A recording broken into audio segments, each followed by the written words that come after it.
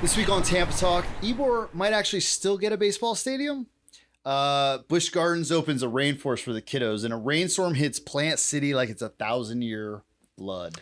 Plus, Tampa celebrates a major birthday. Hillsborough changes how it will fund nonprofits going forward, and a bunch of weekend events that you won't want to miss. So let's get into it. So what's up, Tampa? It is July 18th, and for those of you just joining us, welcome to Tampa Talk. I'm John. And I'm Dahlia. Thanks for joining us. All right, so what are we talking about?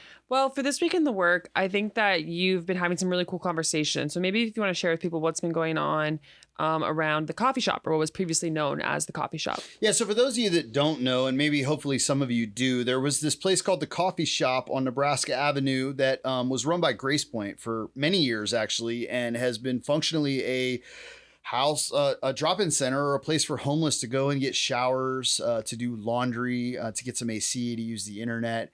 And it had to close recently because of some changes in the landscape. And anyway, there is a lot of talk about some collaboration to maybe save the coffee shop, to keep it there. And we've been really part of those conversations and hoping to see like maybe this little aspect of local resilience kind of brought back to Tampa through collaboration. Yeah, and it's disaster season, but there's resilience not just in our infrastructure, but our collaborations and partners as well.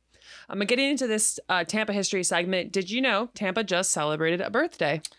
I did.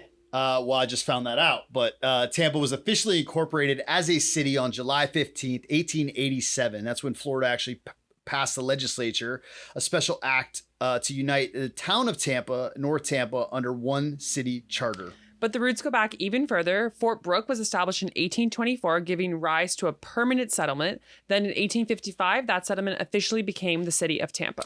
During the Civil War in 1862, the city government was actually suspended by the Confederacy. But then in 1887, reorganization, which is what we celebrate today, arrives. And every July, Archives Awareness Week help us dive deeper into Tampa's history with events and exhibits that honor this time in history. There's been events all week with the archive kind of history stuff. And if you haven't already, check out some of those archival photos.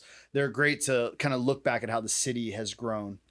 But let's go ahead and jump into some of the headlines and things going on. And first up, the continued drama around the ballpark in Ybor.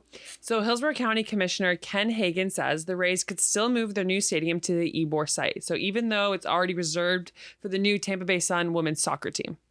Hagan says that the site, which is owned by developer Daryl Shaw, could accommodate baseball. In fact, Shaw thinks a Rays stadium would boost overall development more than a soccer stadium. But the tricky part is the Rays also own the Tampa Bay Rowdies, and overlapping game schedules can make it hard to house the Rays, the Sun, and the Rowdies all in one spot. Yeah, it could be pretty tricky. So still a maybe, but Ybor Harbor is back in the conversation. And I'll also add, I'm pretty sure that the Sun just won the women's championship. Yeah, they've been killing so it. We didn't talk about that, but they killed it. They won. Next up, a storm that hit so hard it made national headlines. Some of you guys might have noticed a squall line rolled through on Monday, dropping as much as 12 inches of rain on parts of the Bay Area and especially Plant City in just a few hours. So that much rainfall that fast qualifies as a 1 in 1,000 year event. And you know what? I always get surprised when I hear that stuff because to me it rains every day that much in Florida. But yes, it was that bad and it flooded everything. It did stand out to me as substantial. The summer storms are always intense.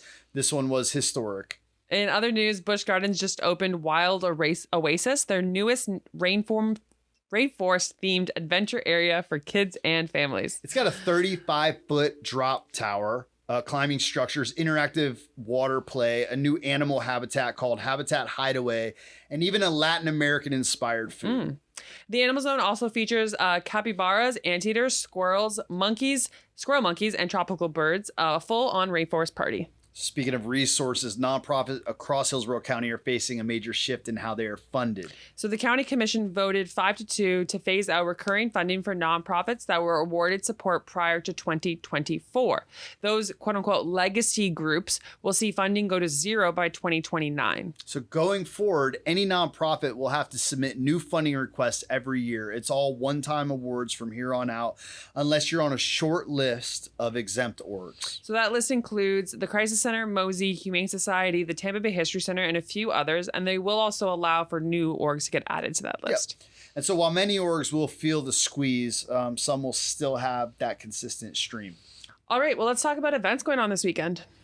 Yeah, so first up, Flower Power Garden Fest in Plant City happening Friday from 9 to 2 at Parkesdale Farm. The free market's in my head. Farm Market. You got plant vendors, food trucks, Smitty's corn dogs, and some just family fun. I also recently had the tamales from the Hispanic vendor across the street. Very good. Yeah. If you're looking for something with more horsepower, check out the Tampa Bay Rodeo, a family festival at the Hillsborough County Fairgrounds. Bull riding, barrel racing, bronco busting, plus food and live music. I've been. It's fun. It's Friday and Saturday night. 45 for adults, 25 for kids. Then over at the St. Pete Pier, they're celebrating 5 years with Fit and Fun on the Pier. Saturdays, all about fitness, yoga, Pilates, salsa dancing, and Sunday is the ice cream festival to get back all those calories you burned off the day before. Local dessert vendors, bounce houses, kid games, all day fun. Plus our regular stops. So Harvest Hope from 10:30 to 11:30 today, Friday, and the Ybor Street Community Garden from 8 to 10 every Friday. And that's what we're talking about, Tampa. Thanks for hanging out with us. And guys, please don't forget to rate the show, share the show. TampaTalk.xyz will take you straight to the link on Spotify to the show there. And you can subscribe, wordonthestreets.xyz, to subscribe to the newsletter that comes out every Friday morning and has a link to the show as well. Great. Until next time. Y'all be good.